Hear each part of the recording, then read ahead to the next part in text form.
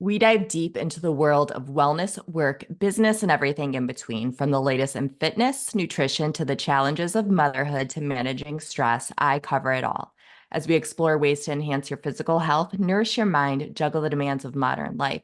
Whether you're looking for a burst of inspiration or practical tips to overhaul your routine, you're in the right place.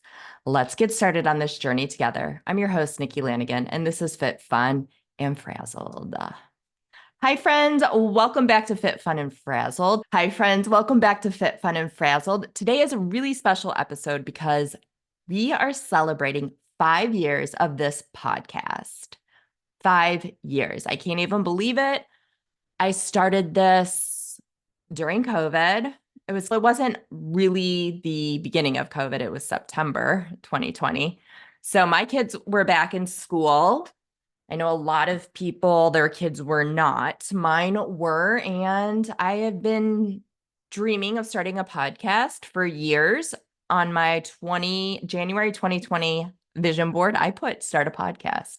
Did not know COVID would happen. And a lot of us would be starting businesses, especially online businesses. But yeah, here we are. So when I first sat down, I had no idea how this would go. I didn't know if anyone would listen.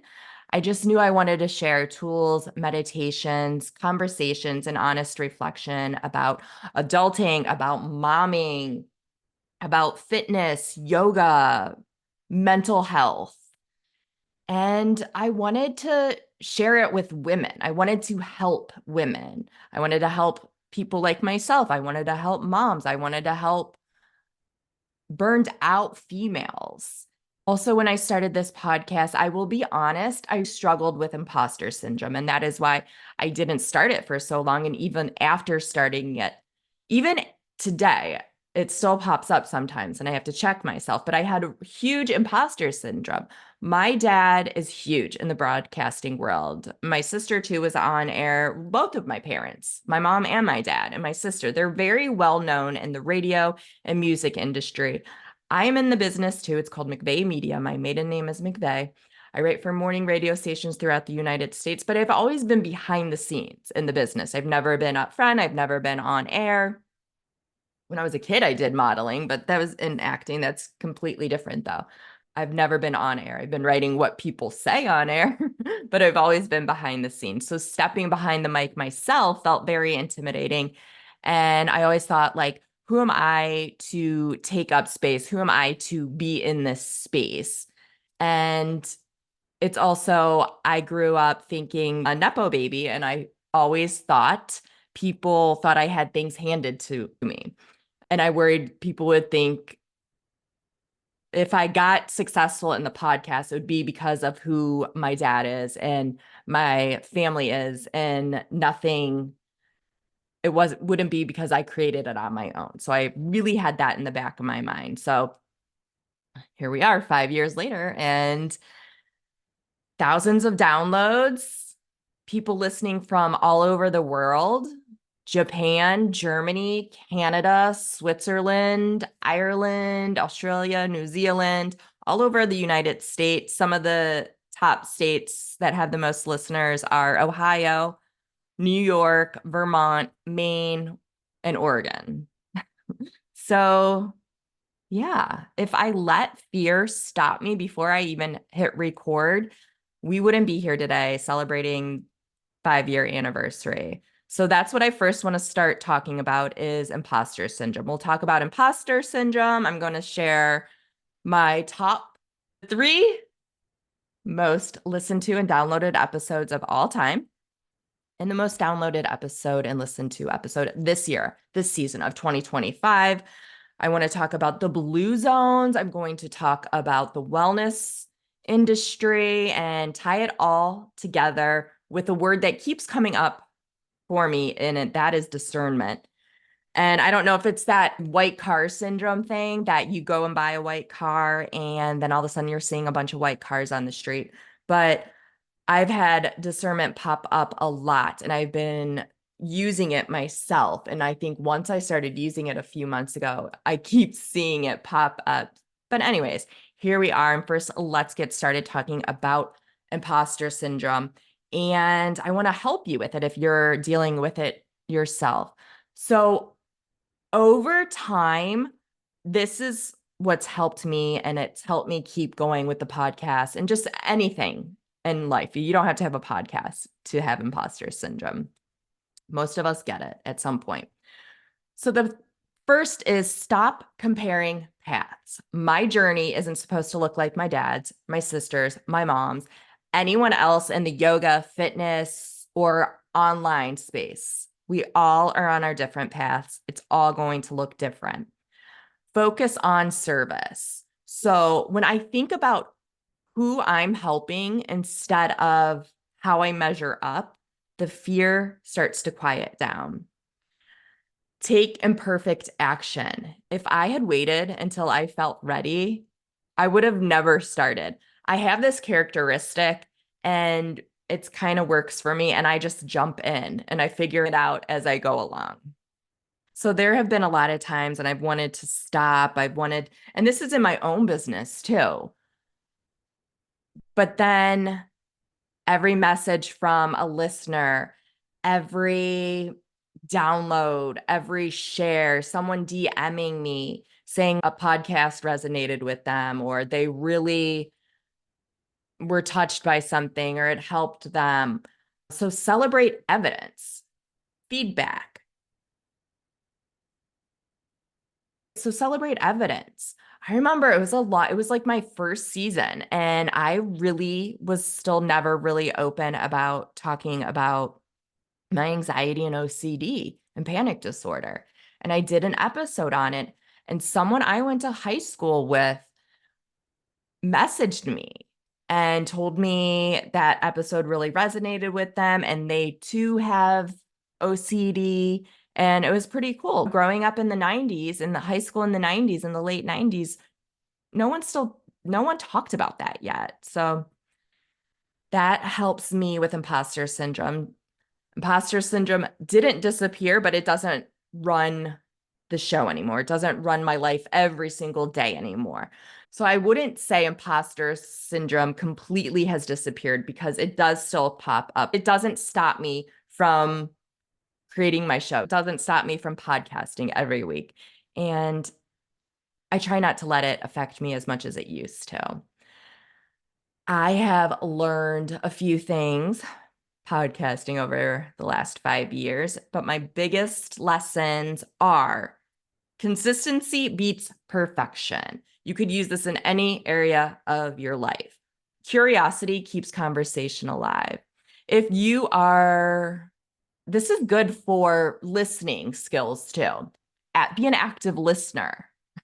A lot of us just wait until we can respond, and we're not actively listening. So curiosity keeps the conversation going. Discernment matters more than trends. We'll get back to discernment a little later in this episode. Podcasting is less about the mic and more about the heart you bring to it. And your story has power. Your story has power, even if you don't have the loudest voice in the room. And now here we are, 5 years later, thousands of listens, over thousands of listens and downloads, top ranked episodes, and taking a look back on my 3 top listened to and downloaded episodes of all the 5 years. Coming in at number 3 is my episode with Mike McVeigh. This was my conversation with the president of McVeigh Media, Mike McVeigh. Mike also happens to be my dad, so this was a very special episode because my dad. And I also work at McVeigh Media, like I said at the beginning of the podcast. Mike has launched nationally syndicated radio programs, consulted recording artists, and spoken at major conferences worldwide. In our episode, he shared how radio has evolved since his early career and how social media completely shifted brand development and what it takes to build something sustainable today. Whether that is in a business or a podcast, if you want to start that, or a career, And this episode gave me a chance to bring that part of my profession into the podcast world. We also talked about entrepreneurship and starting your own podcast. Coming in at number 2 was 2024 Lions Gate Portal Abundance Affirmations. This meditation doesn't have to be only done around the Lions Gate. I do it every single day. This is my personal meditation that I created last year in 2024 and then put it out on my podcast. It's the most downloaded meditation and number 2. So what surprised me most was that you guys also kept returning to this meditation month after month as well. And drum roll, please. Number 1 episode is my episode with Eddie Stern, the most listened to episode all 5 years. Eddie is a yoga teacher. He's an author. He is so grounded, so insightful. We discussed his book, One Simple Thing, A New Look at the Science of Yoga and How It Can Transform Your Life. Eddie explained how yoga impacts the nervous system, why breath work is amazing, why daily practice matters, and he even guided us through a breathing exercise. He spoke candidly about teacher burnout, which I know resonated with a lot of you. And Eddie has a way of making ancient practice feel accessible and real in our lives today. Eddie Stern is also a yoga teacher to celebrities such as Madonna, Gwyneth Paltrow. I think he actually officiated Gwyneth Paltrow's wedding. This year, so now, the most downloaded episode of 2025, season 5, also ranked on my top 5, but I didn't go through my top 5. I only did top 3. So that was Balancing Wellness and the Netflix Apple Cider Vinegar docuseries. This year, in this episode, I talk about how wellness started with good intentions, but it has evolved into a $1 trillion industry. A lot of it can be amazing and helpful, but a lot of it can also be very questionable practices, fear-based marketing, and endless pressure to constantly be optimizing your health. In that episode, I covered how wellness culture has become overwhelming, the dangers of fear-based marketing, my personal wake-up call after following misleading advice, my mindset shifts to cut through the noise, and how to reconnect with what truly serves me. That episode became the most replayed of this year, 2025, and it tells me that people are ready for balance as well. I think a lot of you are also maybe tired of wellness feeling complicated, fear-based, expensive, very fear-driven. In my show notes, I will leave all 4 of those episodes, my top 3, links to them if you want to listen to them, my top 3 episodes of all 5 years, and then my top episode of this season, season 5. So now heading into discernment. And discernment, I want to talk about discernment in the wellness world and the wellness industry, because looking back on all those episodes, I do see a clear theme, and it is discernment. And the Eddie Stern episode, he left us grounded. And having a grounding practice is very timeless. My 2024 Lionsgate Portal Abundance Affirmation, that episode showed us how simple, consistent practices can actually shift our energy and our mindset. Mike McVeigh reminded us that clarity and adaptability matter more than chasing trends. And the Netflix episode, Apple Cider Vinegar, that podcast episode revealed how damaging it can be when inspiration turns into manipulation. Discernment is the muscle we need to strengthen, because the wellness space today, it is very loud and is getting louder and more confusing than ever.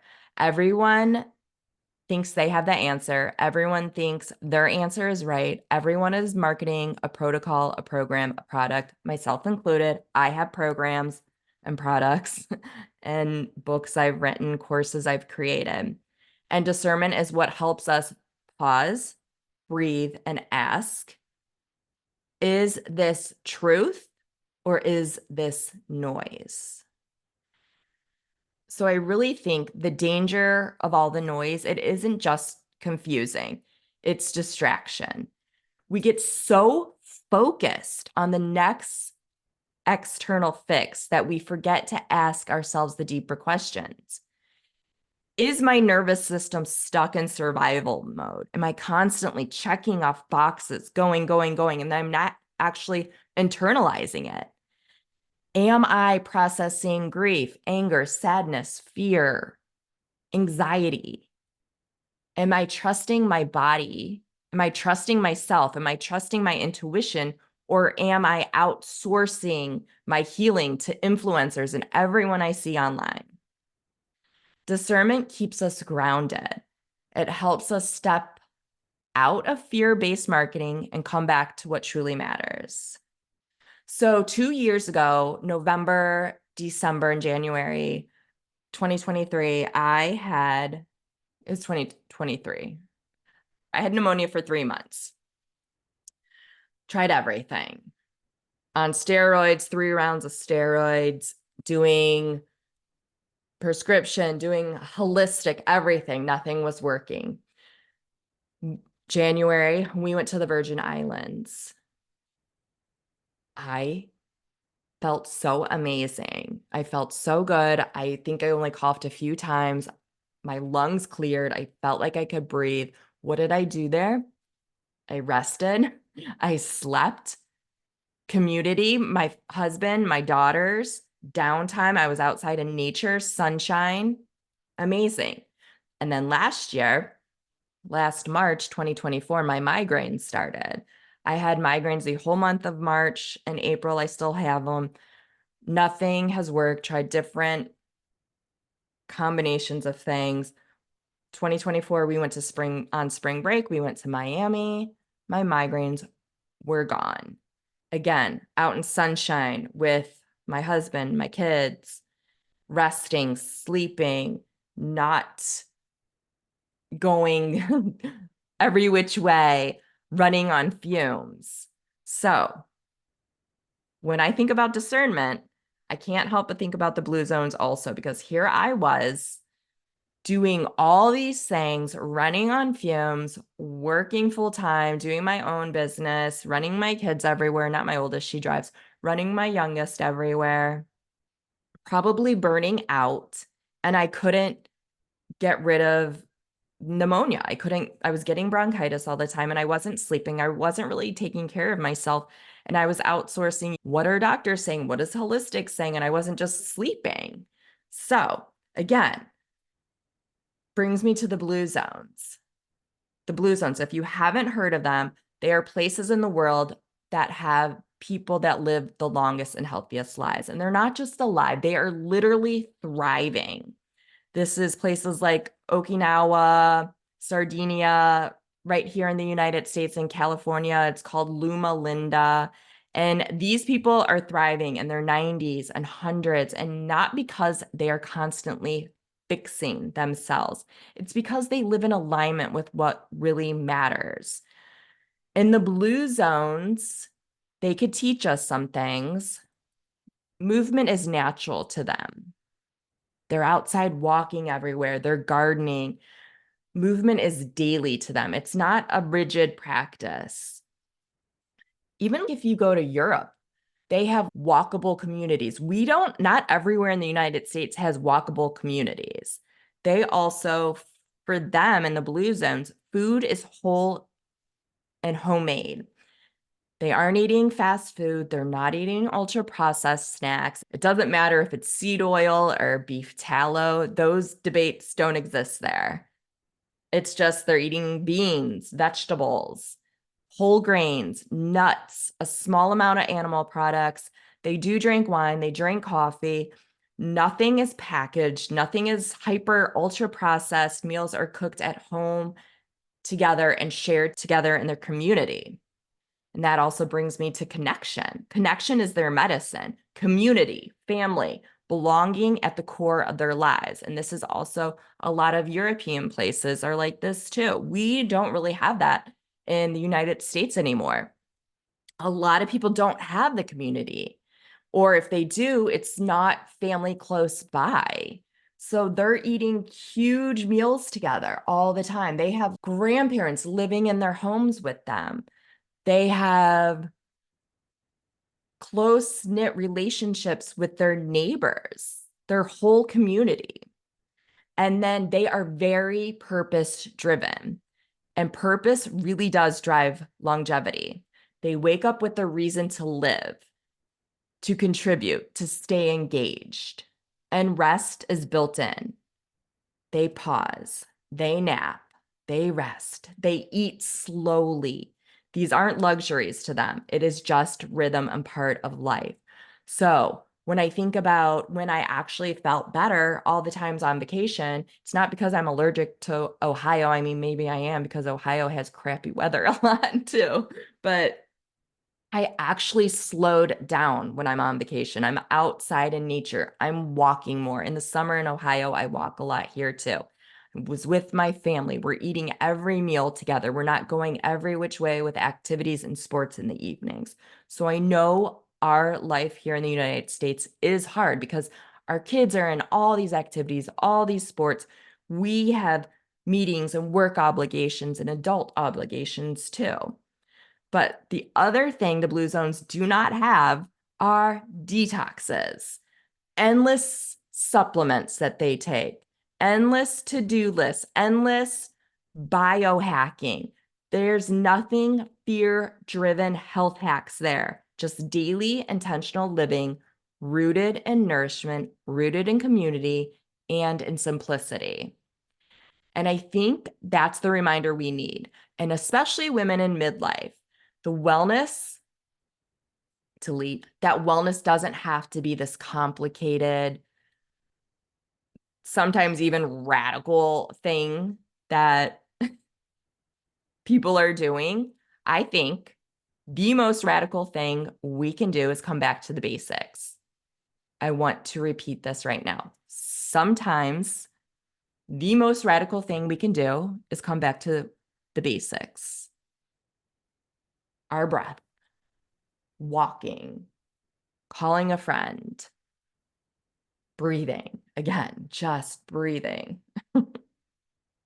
I also want to share something personal that ties into all of this. So over the past year, I felt a big, huge shift in myself and in my business. For years, I worked under the name, my LLC was Nikki Yoga and Wellness, and I loved that. It's beautiful. I reached a point where I no longer felt aligned with where I was going with that and where the wellness world was going. Very much so, more October 2024, it got really loud. The wellness world got really loud, very extreme, very performative, have made it their entire personality to always be sick, to always be healing. And I'll be honest, started finding it really tiresome, really exhausting. And not only that exhausting, it's exhausting to keep up with the constant noise and the protocols and the endless supplements and new trends and biohacking. And I've shared this before, and I'm going to reiterate it and share it again. I had two teenage daughters, and I've found that they already think they need to biohack. They need to do all these things to be well, and that breaks my heart. I do not want my daughters, any daughters out there, my nieces, my daughter's friends, my niece's friends, I don't want them to believe that they constantly need to be fixing themselves or they're never doing enough unless they're biohacking their bodies. At the same time, I am in midlife right now. I'm in my 40s. I'm going through hormonal changes, shifts in my bodies, and I know firsthand how overwhelming the noise is online and in the wellness space. And I really, truly think I found my passion to speak up in this space now and to push back against the fear mongers, to push back against the grifters and the misinformation going on around us, because wellness has really turned into this endless chase of fixing, healing, and doing more. And somewhere along the way, we forgot to simply just be. And I realized I don't align with that pressure anymore. I don't align with the perfection of it anymore. And the constant fixing anymore. And that's not what I want for myself. It's not what I want for my daughters, my nieces, any of our children or ourselves or the women I teach and serve. So I rebranded to Elevate and Align. Elevate and Align with Nikki, and fresh name, fresh energy, still same heart. For me, it's about coming home to yourself. It's not about chasing the next trend, not about trying to do it all, not following every grifter or expert or influencer who's selling you a detox or a quick fit or a quick fix. It is about simply being. It's about balance. It's about sustainability. And I stopped outsourcing my worth to influencers and I started turning back to myself. And that's what Elevate and Align is about, helping women in midlife, women like you, like me, reclaim their energy, their worth, building a strong body, a calm mind, and a deeply aligned life without all the noise. And at the end of the day, more isn't always better. Sometimes less is more. You're not a project that constantly needs to be fixed. And I want this to be my new tagline. I'm making this my tagline. You're not a project that constantly needs to be fixed. Last Saturday, I joined my oldest daughter at Hot Power Yoga, and I haven't been to yoga in over a year. Like I've practiced it at my own because I'm a teacher, but I haven't went to an actual studio in over a year. And what the instructor said during the class also brought me back to the blue zones, and I want to share it with you. So she said, and her whole class was tied to community also. I already had this episode formatted and outlined what I wanted to talk about. So it was kind of ironic, but she asked, how are you showing up for others? How are you showing up for yourself?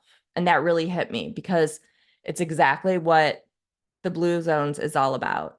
It's not just about the food they eat or how they move, and it's about the way they show up for each other, for their families, and for their neighbors. And it's the way they create a sense of belonging in their daily lives. And it reminded me that wellness isn't just about self-care, it's about the collective care, and it's about how we live together, how we can support one another, and how we find meaning through community. The Blue Zones teach us that longevity isn't built in isolation, it's built in connection, it's built in purpose and service. And that's something I want to carry with me in the next chapter of the podcast and my life as well. As we celebrate 5 years of Fit, Fun, and Frazzled, here's what I want to leave you with. Wellness isn't about perfection.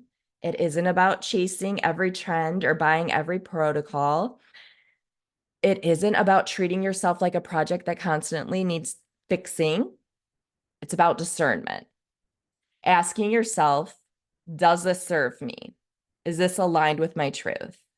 Or am I being sold fear in disguise? And it's about community. That hot power class I took on Saturday reminded me that real wellness is not just self-care, it's collective care. It's how we show up for ourselves and how we show up for each other. The blue zones show us that people live the longest and the healthiest, not because they have the most supplements, they don't have the fanciest biohacks, but because they live with purpose, they stay connected, they support each other, and they share simple daily rituals that nourish their mind, body, and spirit. So as I step into another chapter of Fit, Fun, and Frazzled, and as we step in this together, hopefully, my hope is that this podcast continues to be a space of truth, discernment, and community. A reminder that you don't have to always be fixing yourself, or we don't have to be doing it all. You just have to keep coming back to yourself. Lastly, I want to share big news before I wrap everything up.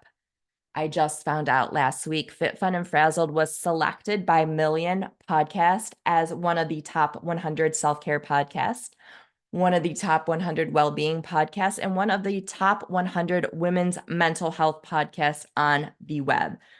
To be recognized on a list is amazing, and I can't even believe it. But like, we can do hard things with Glennon freaking Doyle and Abby Wambach, On Purpose with Jay Shetty, and Raw Beauty Talks with Erin Trelaw is such an incredible honor. When I started this podcast also, I wanted to create a safe space. Honestly, knowing it resonates with so many people has truly filled my heart. I literally found this out last week, and to think a few months ago, I wanted to throw in the towel, and after I took summer break, wasn't sure if I needed longer or sure if I wanted to come back. But then something happened over summer break and I knew my why. I so greatly want to help other women. I want to help other women with find their self-worth again, or find it if they never had it. I just want to have a community that we can support each other and continually grow and laugh and learn and not take ourselves so seriously. So thank you for listening. Thank you for sharing Fit, Fun, and Frazzled. And thank you for supporting this journey. Here's to 5 years of growth, connection, and alignment, the conversation that matters the most. Thank you so much again. Thank you, thank you, thank you. If you enjoyed this episode, please share it with someone else you think might enjoy it. If you enjoyed this episode and you have not already, please go wherever you listen to your podcast, leave a 5-star rating and review. Thank you, thank you, thank you.